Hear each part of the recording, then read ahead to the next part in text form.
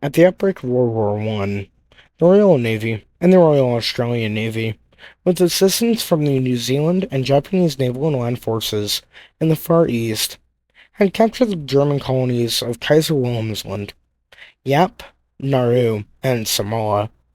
Instead of searching for the German East Asia Squadron, commanded by Vice-Admiral Maximilian von Spee, which had abandoned its base at the German concession at Tizgato, in the expectation of war breaking out with Japan, the East Asia Squadron rendezvoused at Penguin Island in the Marianas in early August 1914, eventually recognizing the German squadron's potential for disrupting trade in the Pacific. The British Admiralty decided to destroy it, and searched the Western Pacific Ocean after the East Asia Squadron had conducted the bombardment of Pate on the 22nd of September 1914, where a French steamer reported its presence. On the 4th of October 1914, the British learned from an intercepted radio message that Spee planned to attack shipping on the trade routes along the west coast of South America. Having correctly guessed the intention of the German commander, Rear-Admiral Sir Christopher Cradock, patrolling the area with a squadron consisting of the armored cruisers HMS Good Hope, the flagship, and Mammoth, the modern light cruiser HMS Glasgow, and the armored merchantman HMS Otranto. The Admiralty had planned to reinforce the squadron by sending the newer and more powerful armored cruiser HMS Defense from the Mediterranean, but temporarily diverted the ship to patrol the western Atlantic. Defense reached Montevideo 2 days later after the battle, and Cradock instead received the HMS Canopus, a pre-dreadnought battleship. The change of plan meant that the British squadron comprised obsolete or lightly armored vessels, crewed in the case of HMS Good Hope by inexperienced naval reservists. Mammoth and Good Hope had a large number of 6-inch guns, but only Good Hope was armed with two 9.2-inch guns mounted in single turrets. Spee had a superior force of 5 modern vessels. The armored cruisers SMS Scharnhorst and the SMS Gneisenau, sister ships of the same class, and the light cruisers SMS Dresden, SMS Leipzig, and SMS Nuremberg, led by officers hand-picked by Grand Admiral Alfred von Tirpitz. Scharnhorst and Gneisenau carried 8.2-inch guns each, which gave them an overwhelming advantage in range and firepower. The crews of both ships had earned accolades for their gunnery before the war. The Admiralty ordered Cradock to be prepared to meet them in company, with no effort being made to clarify what action he was expected to take should he find Spee. On receiving his orders, Cradock asked the Admiralty for permission to split his fleet into 2 forces, each able to face Spee independently. The 2 groups would operate on the east and west coast of South America to counter the possibility of Spee slipping past Cradock into the Atlantic Ocean. The Admiralty agreed and established the East Coast Squadron under Rear-Admiral Archibald Stoddart, consisting of 3 cruisers and 2 armed merchantmen. The remaining vessels formed the West Coast Squadron, which was reinforced by Canopus on the 18th of October. At the outbreak of war, and said to be in need of overhaul, Canopus had a top speed of 18 knots. After the fleet sailed, it was found that the ship could only make 16 knots, however, and that the senior engineer was mentally ill. The Admiralty agreed that, with Canopus, the fleet would be too slow to force an engagement with German cruisers, and that without Canopus, the West Coast Squadron stood no chance. Cradock sailed from the Falkland Islands on the 20th of October, still under the impression that the Defense would soon arrive, and with Admiralty orders to attack the German merchant ships and to seek out the East Atlantic Squadron, or East Asiatic Squadron. As the British squadron rounded Cape Horn, wireless transmissions from the Leipzig increased in power, and it seemed that the British would catch the ship while isolated. But Spee had made rendezvous with Leipzig on the 14th of October and had enforced wireless silence on the other ships. On the 30th of October, before the battle, but due to communication delays too late to have any effect, Admiral Jackie Fisher was reappointed First Sea Lord, replacing Prince Louis of Battenberg, who, along with Churchill, had been preoccupied with fighting to keep his position as First Sea Lord in the face of widespread concern over the senior British admiral being of German descent. Battenberg was a proven and reliable admiral, but was still replaced to appease public opinion. The crisis drew the attention of the most senior members of the Admiralty away from the events happening in South America. Churchill later claimed that if he had not been distracted, he would have questioned the intentions of his admiral at sea more deeply. A signal from Cradock was received by Churchill on the 27th of October, advising the Admiralty of his intention to leave Canopus behind because of her slow speed, and, as previously instructed, to take his remaining ships in search of Spee.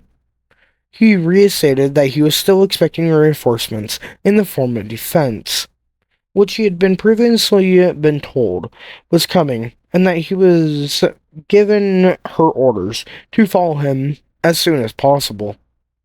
Although defense had once been sent to reinforce Cradock, it had been recalled part way, returning to the Mediterranean, and then been sent again to form part of the new squadron, patrolling the eastern coast of South America. A misunderstanding had arisen between Cradock and the Admiralty over how ships were to be assigned and used. Cradock believed he was expected to advance against Spee with those forces he had, whereas the Admiralty expected him to exercise caution, using Canopus for defense and merely to scout for the enemy, or take advantage of any situation where he might come across part of the enemy force. Churchill replied to the signal telling Cradock that defense was to remain on the east coast, and that Cradock was considered to have sufficient forces for his task, making no comment about his plan to abandon Canopus. Churchill had passed on the message to the Admiralty staff, saying he did not properly understand what Cradock intended. Cradock probably received Churchill's reply on the 1st of November with the messages collected by Glasgow at Coronel, giving him time to read it before the battle. Thus, Cradock would have taken the message as final confirmation that he was doing was expected. Departing from Stanley, he had left behind a letter to forward to the Admiral of the Fleet, Sir Hedford Mix, in the event of his death. In this, he commented that he did not intend to suffer the fate of Rear-Admiral Ernest Trollbridge, a friend of Cradock, who was at the time awaiting court-martial for failing to engage the enemy. The governor of the Falkland Islands reported that Cradock had not expected to survive, as did the governor's aide. Luce reported that Cradock was consistently incapable of refusing or even postponing action if there was the smallest chance of success.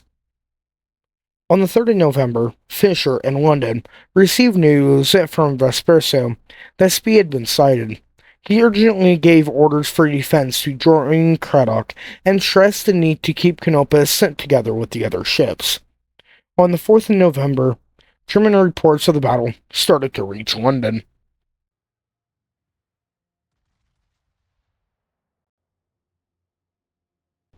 On the 22nd of October, Cradock cabled the Admiralty that he was going to round Cape Horn and was leaving Canopus behind to escort his coilers. Admiral John Fisher replaced Battenberg as First Sea Lord on the 27th of October, and the following day, Fisher ordered Cradock not to engage Spee without the Canopus. He then ordered HMS Defense to reinforce Cradock. The previous week, Cradock had sent Glasgow to Coronel to pick up any messages the Admiralty might have sent. Spee, having word of the presence of Glasgow off Coronel, sailed south from the Spearsail with all 5 warships with the intention of destroying her. Glasgow intercepted radio traffic from one of the German cruisers and informed Cradock, who turned his fleet north to intercept the cruiser. Given the German superiority in speed, firepower, efficiency, and numbers, why Cradock chose to engage puzzles historians to this day. At the time, Rear-Admiral Ernest Trowbridge, a friend of Cradock, was awaiting court-martial for failing to engage the enemy, and he had been told by the Admiralty that his force was sufficient. The accepted view among Cradock's colleagues was that he was constitutionally incapable of refusing action. On the 31st of October, he ordered his squadron to adopt an attacking formation. Both sides were thought to have expected to encounter a single ship, until they sighted each other's forces at 1640 on the 1st of November.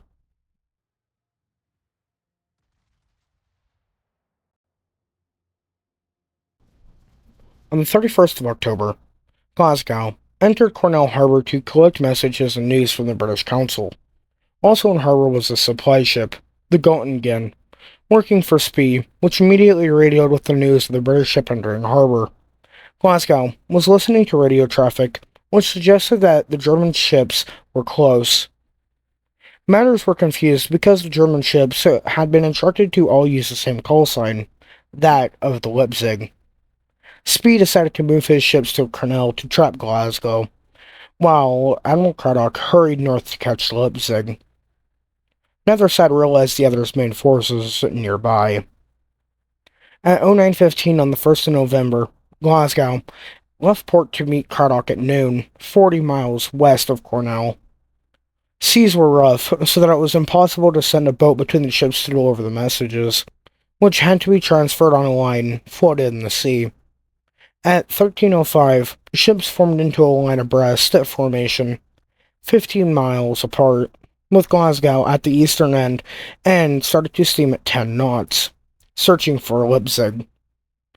At 16:17, Leipzig, accompanied by the other German ships, spotted smoke from the line of British ships. Spee ordered full speed so that the Scharnhorst, Gneisenau, and Leipzig were approaching the British at 20 knots, with the slower light cruisers Dresden and Nuremberg some ways behind. At 16:20, Glasgow and Otranto saw smoke to the north, and then 3 ships at a range of 12 miles. The British reversed direction so that both fleets were moving south, and a chase began, which lasted 90 minutes. Cradock was faced with a choice. He could either take his 3 cruisers, capable of 20 knots, abandon Otranto, and run from the Germans, or stay and fight with Otranto, which could only manage 16 knots.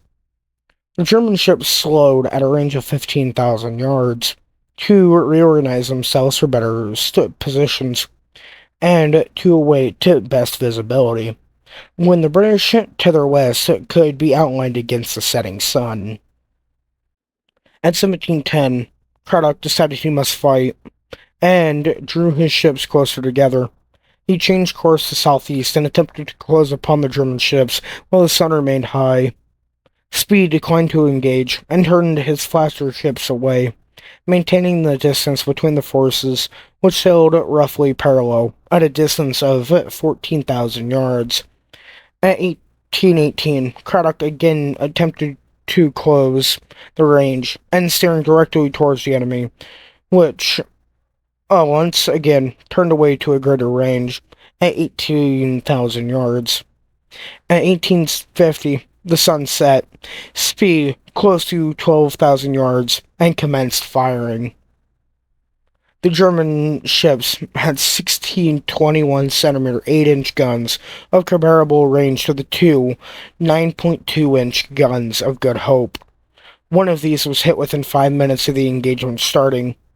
Of the remaining 6-inch, 152mm guns on the British ships, most were in casemates along the sides of the ships, which continually flooded if the gun doors were open to fire in heavy seas. The merchant cruiser Otranto, having only 8 4.7-inch 120mm guns, and being a much larger target than the other ships, retired west at full speed. Since the British 6-inch 152mm guns had insufficient range to match the German 21cm 8-inch guns, Cradock attempted to close on the German ships. By 1930, he had reached 6,000 yards, but as he closed, the German fire became correspondingly more accurate. Good Hope and Mammoth caught fire, presenting easy targets to the German gunners now that darkness had fallen, whereas the German ships had disappeared into the darkness. Mammoth was first to be silenced.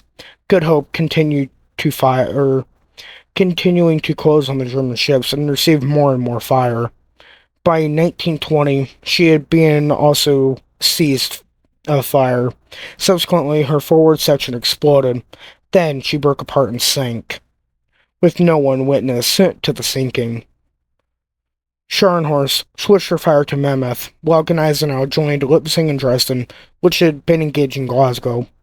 The German light cruisers had only 10.5cm or 4-inch guns, which had left Glasgow almost unscathed. But these were now joined by the 21cm 8-inch guns of the Gneisenau. John Luce, captain of Glasgow, determined that nothing would be gained by staying and attempted to fight. It was noticed that each time he fired, the flash of his guns were used by the Germans to aim into Slavo, so he also ceased firing. One compartment of the ship was flooded, but she could still manage 24 knots. He returned first to Mammoth, which was now dark but still afloat. Nothing was to be done for the ship, which was sinking slowly, but would attempt to beach on the Chilean coast. Glasgow turned south and departed.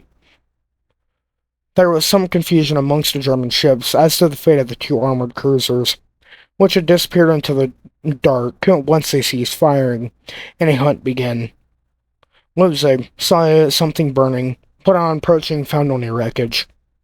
Nuremberg, slower than the other German ships, arrived late at the battle and sighted Mammoth, listing and badly damaged, but still moving.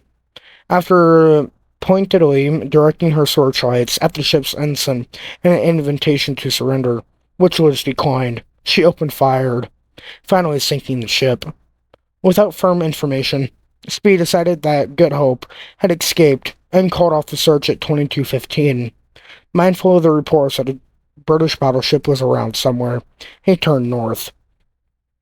With no survivors from either Good Hope or Mammoth, 1,660 British officers and men were dead, including Admiral Cradock. Glasgow and Otranto both escaped, the former suffering 5 hits and 5 wounded men. Just 2 shells had struck Scharnhorst, neither of which exploded. One 6-inch shell hit above the armor belt and penetrated to a storeroom where, in Spee's own words, the creature just lay there as some kind of greeting. Another struck a funnel. In return, Scharnhorst had managed at least 35 hits on Good Hope, but at the expense of 422 21cm 8-inch shells, leaving her with only 350 shells remaining. 4 shells had struck Gneisenau, one of which nearly flooded the officer's ward. A shell from Glasgow struck her aft turret and temporarily knocked it out. 3 of Gneisenau's men were wounded. She expended 244 of her shells, and had 528 left remaining in the ship.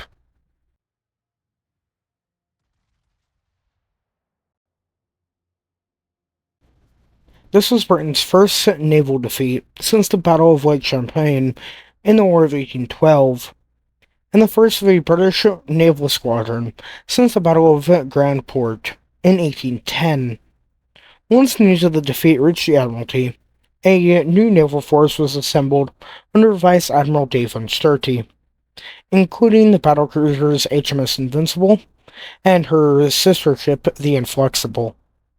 This found and destroyed Spee's force at the Battle of the Falkland Islands. Glasgow, having escaped the battle, steamed south for 3 days at 20 knots, passing through the Straits of Magana. Canopus, warned by Glasgow's messages, turned about and headed back at the best speed she could make, 9 knots. On the 6th of November, the two ships met and proceeded slowly towards the Falkland Islands. Twice during the voyage, Canopus had to report that she was not under control. After calling, both ships were ordered north, but again Canopus broke down. She was finally ordered to be beached in the inner port of Stanley Harbor, where she could serve as a defensive battery. Otranto steamed 200 nautical miles out into the Pacific Ocean before turning south and rounding Cape Horn. On the 4th of November, the Admiralty issued orders for the surviving ships to go to the Azores Rocks, where a new force was being assembled. Rear-Admiral Archibald Stoddart, with the armored cruisers HMS Carnarvon and Cornwall, were to meet them there and await the arrival of defense. Sturdy was ordered to travel with the battlecruisers HMS Invincible and HMS Inflexible, then attached to the Grand Fleet in the North Sea, to command a new squadron with clear superiority over Spee. Despite his victory, Spee was pessimistic about his own chances of survival and dismissive with regard to the harm done to the British Navy. The official explanation of the defeat was presented to the House of Commons by Winston Churchill, was feeling he could not bring the enemy immediately to action as long as he kept with Canopus. He decided to attack them with his fast ships alone, in the belief that even if he himself were destroyed, he would inflict damage on them, which would lead to their certain subsequent destruction. On the 3rd of November, Scharnhorst, Gneisenau, and Nuremberg entered Vespuccia Harbor to be welcomed by the German population. Spee refused to join in the celebrations. When presented with a bouquet of flowers, he refused them, commenting that these will do nicely for my grave. He was to die with most of the men on his ships on the 8th of December 1914 at the Battle of the Falkland Islands.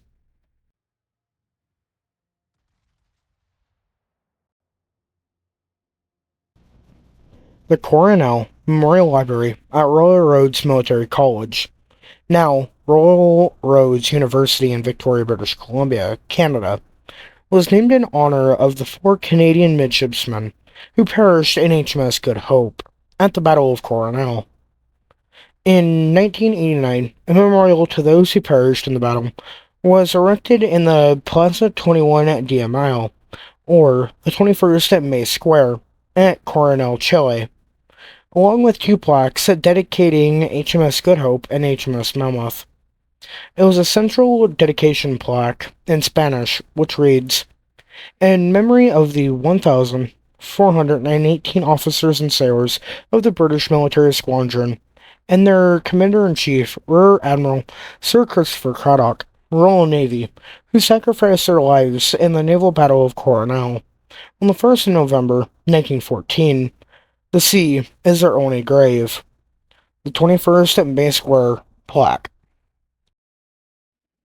If I'm going to be honest, whenever I had first started doing the research for this video, and then started editing it, believe me, I know it's been over a month since the last one of Battle of the Falkland Islands, but that's solely due to work problems. Anyhow, but whenever I started doing research for this video, I don't exactly know what to say to it beyond the fact that it was just so weird to do, especially considering not many people realize the significance of this battle, not just for the German Navy, but also for the British Royal Navy. The Royal Navy at the Battle of Coronel would suffer their first naval defeat in over 100 years. In fact, 102 years, if we really want to get down to technical. The German Navy, and then in turn Admiral Spee, gained fame for this battle over that exact concept, and not to mention it was also at the beginning of World War I, so we also had to look at that. If we had to really get down in depth. I don't try to point to any view in this video, but if I had to really get down into depth, I really expected this one to be a bit more detailed rather than what I thought it would be, or rather than what it came out to be. So, honestly, there's not much else I can say to that beyond that this video is actually quite remarkable for what it is, and so is the subject. There's quite a few other YouTubers, Drashfield being one of the bigger ones, that have done a video on the Battle of Coronel, but I think he left a lot of it out compared to what I did here, so I guess take that with a grain of salt.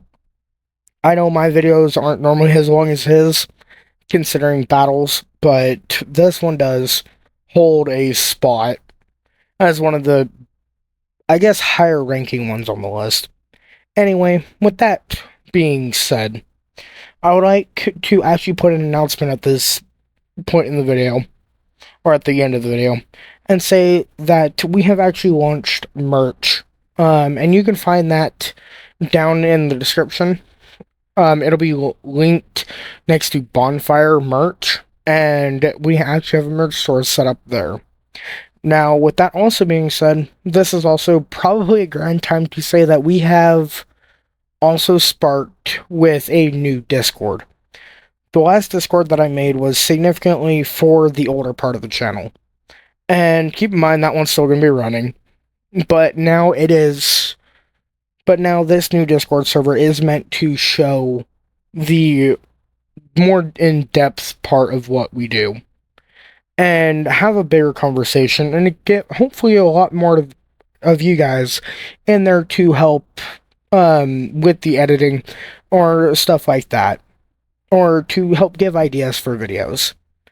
But now, with that being said, I thank everybody for watching. I hope you all enjoyed. I hope you do go check out the merch store. Also, hope you do come join the news Discord server. But again, with that being said, thank you all for watching. Please hit the like button. Subscribe to the channel if you haven't already. Make sure you ring the notification bell. Leave a comment down below if you have a request, comment, or anything like that. A little bit of helpful criticism. It is what it is. And again, with that being said, thank you all for watching, and I will see you all in the next video. Peace out.